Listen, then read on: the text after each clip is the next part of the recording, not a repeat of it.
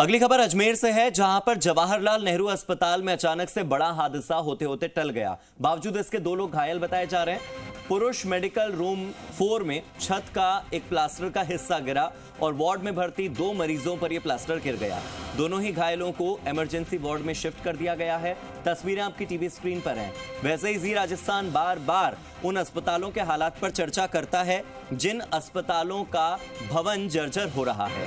इससे पहले भी मेरे जितने सहयोगी हैं वो न केवल अजमेर के जवाहरलाल नेहरू अस्पताल में बल्कि राजस्थान के अलग अलग जिलों में, अलग अलग शहरों में, अलग अलग गांवों में जाकर वहां के अस्पतालों का हाल आपको बता चुके हैं। जयपुर का एसएमएस हॉस्पिटल ही आप ले लीजिए, एक दिन में 3-3 हादसे हो जाते हैं।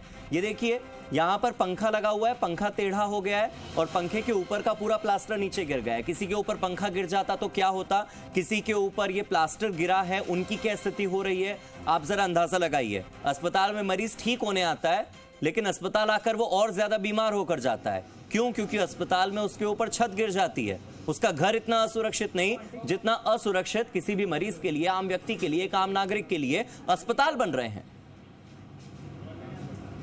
मेरे सहयोगी अभिजीत मेरे साथ फोन लाइन पर जुड़ गए हैं। अभिजीत, क्या स्थिति है इस वक्त दोनों घायलों की और अस्पताल के जर्जर भवन पर आप क्या कहेंगे?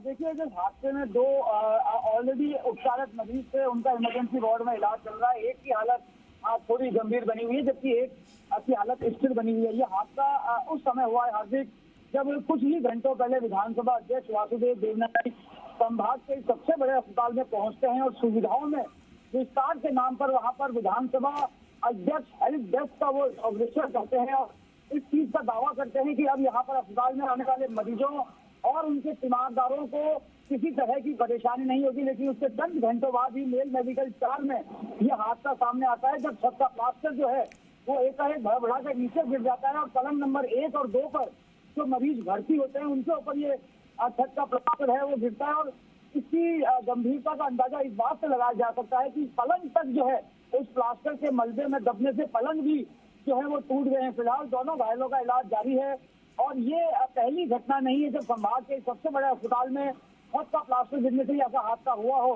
समय समय पर ऐसी घटनाएं होती रही हैं, लेकिन जिम्मेदारों के कान पर जू तक नहीं रह रही है। वो सिर्फ अपने हुक्मरानों की ईमानदारी में उनको खुश करने में लगे हुए हैं।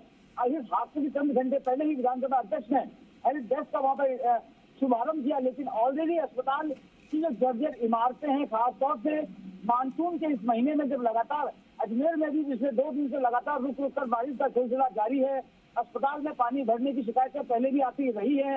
अस्पताल की इमारतें जो है पूर्ण रूप से सुरक्षित नहीं है, ऐसी बातें भी निकल के सामने आई है। ऐसे सूरत हाल में प्राथमिकता क्या होनी चाहिए? नहीं तो अभिजीत फिर तो मुझे लगता है कि शायद हमें इस खबर में भी सुधार करना चाहिए।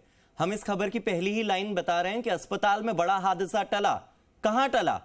जिस मलबे से, जिस प्लास्टर से पलंग टूट सकता है, उस प्लास्टर के गिरने से उन आम व्यक्तियों का क्या हाल हुआ होगा, उन मरीजों का क्या हाल हुआ होगा। जो मलबा पलंग तोड़ सकता है, उस मलबे से लोगों का क्या हाल हुआ होगा। ये तो बहुत बड़ा हादसा है अपने आप में। किसी के मरने का इंतजार कर रहे थे क्या? तब इसको हादसा मानेंगे?